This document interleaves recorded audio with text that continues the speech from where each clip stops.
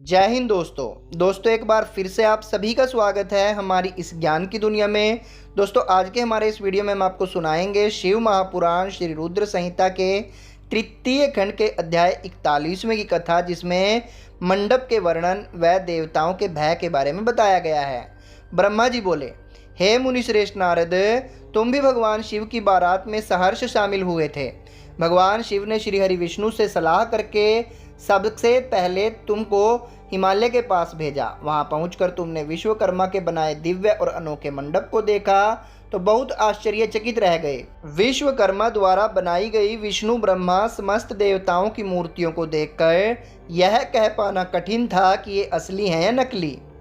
वहां रत्नों से जड़े हुए लाखों कलश रखे थे। बड़े बड़े केलों के खंभों से मंडप सजा हुआ था।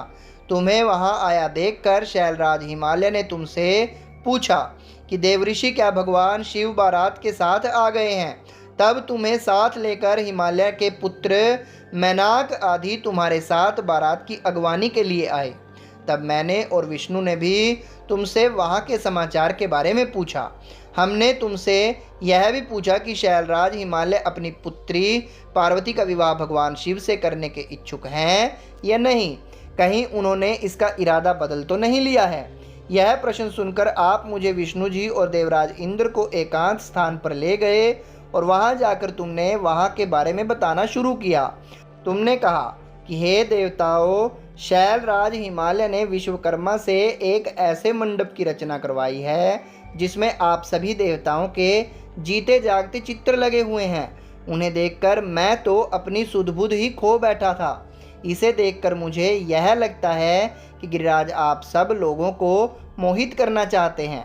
यह सुनकर देवराज इंद्र भय से मारे कांपने लगे और बोले, हे लक्ष्मीपति विष्णु जी, मैंने त्वष्टा के पुत्र को मार दिया था। कहीं उसी का बदला लेने के लिए मुझ पर विपत्ति न आ जाए। मुझे संदेह हो रहा है कि कहीं मैं वहां जाकर मारा न जाऊं। तब इंद्र के वचन सुनकर श्री हरि विष्णु बोले, इंद्र, मुझे भी यही लगता है कि वह मूर्ख हिमालय हमसे बदला लेना चाहता है, क्योंकि मेरी आज्ञा से ही तुमने पर्वतों के पंखों को काट दिया था। शायद यह बात आज तक उन्हें याद है और वे हम सब पर विजय पाना चाहते हैं, परंतु हमें डरना नहीं चाहिए। हमारे साथ तो स्वयं भगवान जी हैं, भला फिर हमें कैसा भय।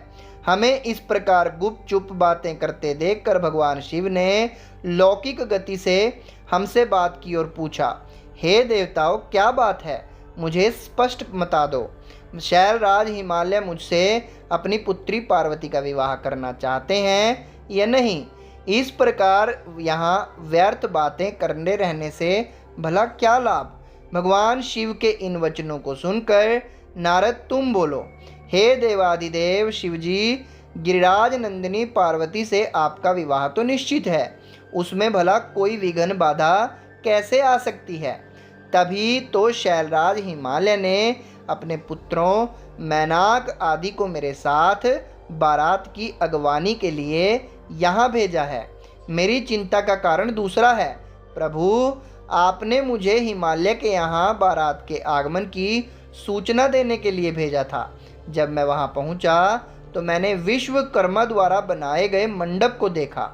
शैलराज हिमालय ने देवताओं को मोहित करने के लिए एक अद्भुत और दिव्य मंडप की रचना कराई है। आपको यह जानकर आश्चर्य होगा कि वे सब इतने जीवंत हैं कि कोई भी उन्हें देखकर मोहित हुए बगैर नहीं रह सकता। उन चित्रों को देखकर ऐसा महसूस होता है कि वे सभी बोल पड़ेंगे।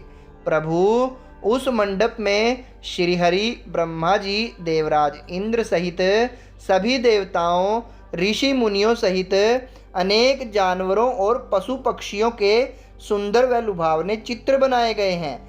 यही नहीं, मंडप में आपकी और मेरी भी प्रतिमूर्ति बनी है, जिन्हें देखकर मुझे यह लगा कि आप सब लोग वहाँ न होकर वहीं हिमालय नगरी में पहुँच गए हैं। नारद, तुम्हारी बातें सुनकर भगवान शिव मुस्कुराए और देवताओं से बोले, आप सभी को भय की कोई आवश्यकता नहीं है। शैलराज हिमालय अपनी प्रिय पुत्री पार्वती हमें समर्पित कर रहे हैं। इसलिए उनकी माया हमारा क्या बिगाड़ सकती है। आप अपने भय को त्याग कर हिमालय नगरी की ओर प्रस्थान कीजिए।